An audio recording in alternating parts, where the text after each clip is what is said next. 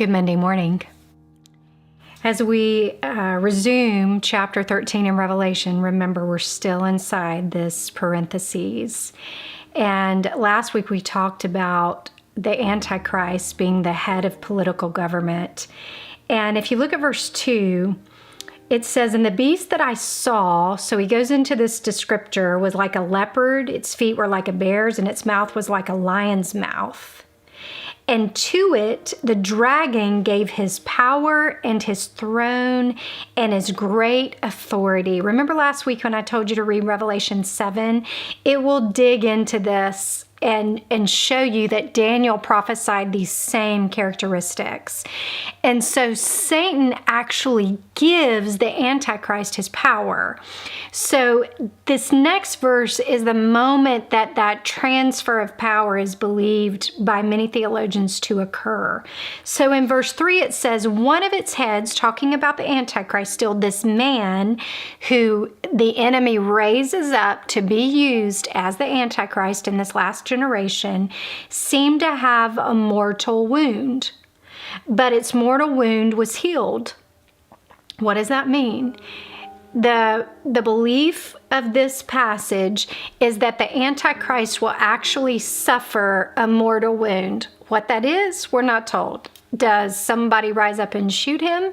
I have no idea what that mortal wound would be, but it tells us that that mortal wound is healed. So a mortal wound is something that leads to death. So is he raised from the dead? I don't think Satan can raise from the dead. That's Jesus's job. Jesus is the resurrection and the life. But I think that Satan has been a master mirage dweller and manipulator of things to make them look like something over and over and over again.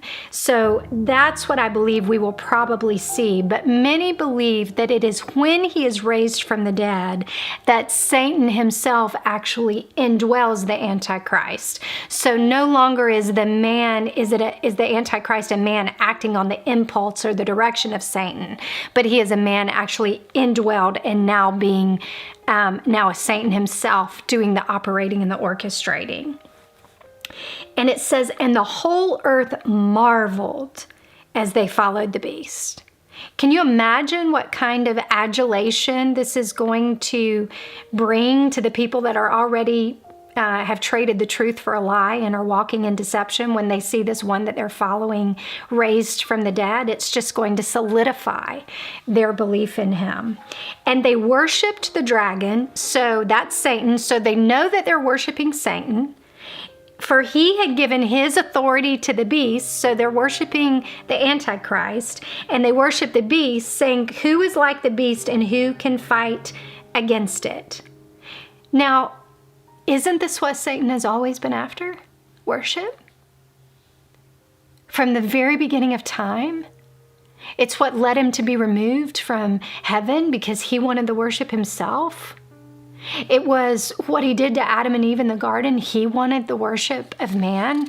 And so he seduced all of Eden. And now here he has these people willing to follow him because they're living in a time of great tribulation and they're going to be desperate to find somebody that will help them, that they can believe in, because they're completely dismissing the power of God and all the messengers that he sent over and over and over. And he is going to be so seductive and so probably physically attractive and able to produce all these kind of powers and kings are bowing before him and giving them their thrones and authority. So why wouldn't the world be attracted and seduced by him? And then we're told again, like we talked about last week, the beast was given a mouth uttering haughty and blasphemous words. And it was allowed to exercise authority for 42 months. Anytime I read it was allowed in this book of Revelation, my heart again is filled with such gratitude because it reminds me who's in control.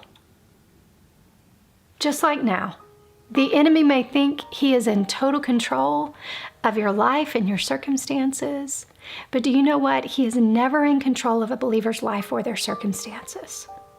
God is always in control, and he is in control in this moment as well. The beast opened its mouth to utter blasphemies against God, blaspheming both his name and his dwelling. So he blasphemed the very name of God, and then he blasphemed heaven. He's not leaving anything out. He even blasphemed those who dwell in heaven. And he was allowed to make war on the saints and to conquer them.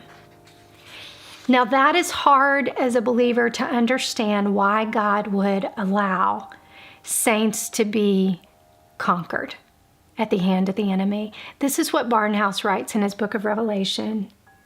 He says, our God has never made a mistake. And I want you to hear this in your own story today. And if he has called upon some to suffer for himself, it is because his hidden purposes demand it. And because he knows that even their terrible suffering, like our lesser suffering, is not worthy to be compared to the glory that will be revealed. Just as the Apostle Paul told us in Romans 8:8. But yet, what he does not have the power to do is he does not have the power to make them bow their knee and worship him. The very thing he's after and desires. And he can only have the authority that God gives him and allows him to have. It says he was given authority over every tribe and people and language and nation, and all who dwell on earth will worship it. Everyone whose name has not been written before the foundation of the world in the book of life of the Lamb who was slain. So who is he given authority over during this time? Only those whose names are not written in the Lamb's book of life. Only those who have chosen not to accept the extravagant gift of Jesus' salvation. So if that is you and you're here in this time, he's going to have full authority over you. He's going to have full authority to rule and reign and do whatever he wants to do in your life. And then it says, verse 9, if anyone has an ear, and all of you at the sound of my voice today do, let him hear. If anyone is to be taken captive, to captivity he goes. If anyone is to be slain with a sword must he be slain. This is a call for the endurance of the saints. But this is an interesting passage that those who believe in a pre-tribulation rapture look at as well. When is the last time you remember hearing the words, he who has an ear, let him hear? It's in Revelation 2 and 3 in the letters to the churches. But how was it said there? It says, he who has an ear, let him hear what the Spirit says to the church.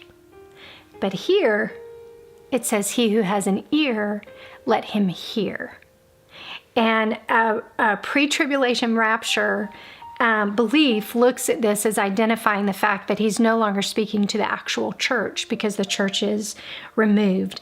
But what we do know in light of this scripture is that God is in control no matter what the enemy thinks. That sometimes suffering comes for a purpose we cannot understand and we don't necessarily have the answer to in this life. But we can trust that God is always working things out for our good and for a purpose higher than any we could ever imagine. And the enemy never gets the last word. 2 Corinthians says God's love gets the first word and his love gets the last word. And that is a message that I'm very grateful for on this Monday morning.